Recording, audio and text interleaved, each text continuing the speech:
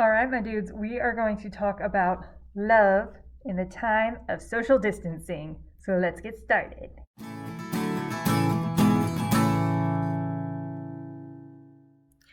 What's up, my friends? This is Caitlin Miller, Teen Librarian at Hewitt Public Library. Once again, I get to talk to you guys over the computer, through the internet, into your homes. It's not creepy at all. I promise I'm not the CIA. So we are still closed to the public in regards to people coming in, but we are open for curbside pickup. So if you want to reserve a book, you can either do it online at hewitt.biblionics.com, or you can call the library and place a reserve over the phone. And then we'll call you when it's ready. And then you come to the library, you park in a parking spot. Do not park in the fire lane. Call us when you get here, and we will have the books brought out and set on a table. And once the staff member who brings the books out leaves the table, you can walk up and grab them, okay? I would love for you guys to check out some books, because we just got some new books in. They look pretty good, so I'm really excited to share them with you guys. The theme for today, I've discovered a subgenre that probably falls under realistic fiction because there's no magic or anything, but I swear there is definitely a trend of these type of books of sick people falling in love. It's a good thing that we're seeing these books, because we learn about diseases we had no idea about. There's very rare diseases, or people with cancer, and how they view life, and how does romance look in those situations. From the limited experience I have with these books, I've encountered a little bit of fatalism, because they're either terminal or they can't have certain experiences, so it leaves them just again with a different outlook. But a lot of times those outlooks get challenged and you learn something new. And it's always good for someone who is suffering from a rare disease to feel seen and known by, or just in literature at all. That way they're not just some mainstream person, because there are different people out there with different issues and different things. So that's what today's conversation is going to be about. So the first book we're going to talk about is called 5 Feet Apart by Rachael Lippincott. This book is about two kids that are sick and then falling in love. So it starts off with Stella, who has cystic fibrosis. Now, cystic fibrosis is when your lungs are full of mucus. It's the perpetual filling of mucus that they can't always get rid of, and it severely weakens the lungs, and it also can shorten the lifespan. So Stella has this long-term cystic fibrosis. She has a fairly positive outlook of, I will beat this, or I will do the regimen so I can be as healthy as I can so I can stay alive.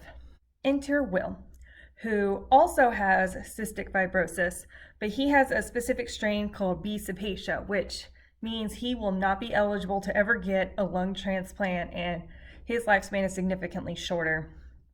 He has a much more pessimistic outlook on all of this. He's like, I want to enjoy the life I still have. I want to just be free. I don't see the point in doing all these treatments. And then these two lovebirds meet. Now, here's the challenge of cystic fibrosis.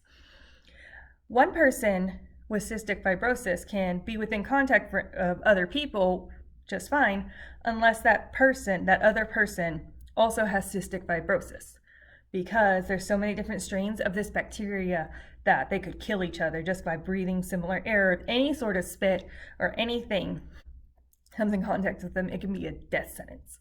So the rule is, if you have cystic fibrosis and you encounter somebody else who has cystic fibrosis, you have to stay at least 6 feet apart.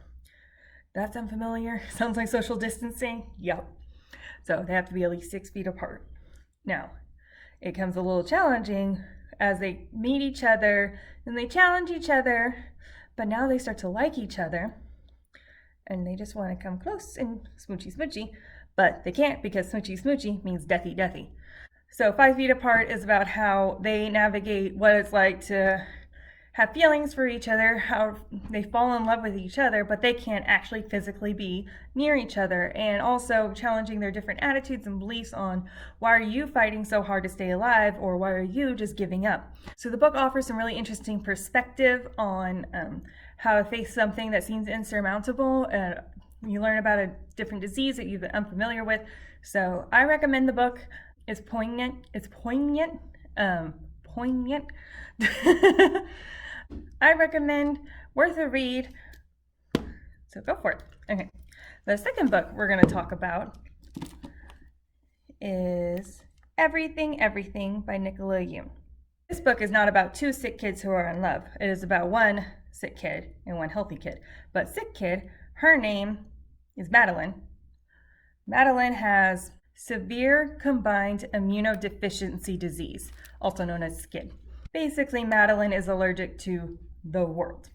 She can't go outside because the outside might kill her. So she lives in this highly filtered house where you have to get decontaminated before you walk in. And it's just her, her mother, and the nurse that comes in to take care of her during the day. Along comes Ollie. Ollie and his family moved across the street, and his window and her window face each other across the street. And she and Ollie are originally able to communicate just through the window by pantomimes and maybe writing on the window. And he finally gives her his email address so they're able to IM and text and things like that. And the nurse starts to sneak him in, and they have to keep a distance in order to stay healthy, for her to stay healthy, because she doesn't know what can trigger her disease or anything like that. So this is another story about how to navigate falling in love when you can't be near the person that you have feelings for. And she learns a lot about identity and how she wants to view the world, or how she can be a part of the world. Good book, highly recommend. The book has fun little illustrations in there and just things to kind of show a little bit more of insight on what would kind of be her diary entries or how she defines things. It gives a little bit of whimsy to the book, which is just enough to lighten any heaviness in there. So it is entertaining. I recommend this book as well. So both of these books are available on Overdrive as ebooks, and both of these books have been turned into movies. There's a couple ways to enjoy the stories, and with curbside pickup, you can also just check out the books and read them from the library. So that is another option as well. And I would love for you guys to check out more books. I have some more book talks planned because I would love to see your faces, or at least give you a chance to see mine. Anyway, I love you guys. I will talk to you later. Please let me know how you guys are doing. If you have any requests for books that you want me to talk about, I hope to see you guys soon. Y'all are perfect. Y'all are worthy. Hang in there. We're gonna all get through this, okay? All right. Bye.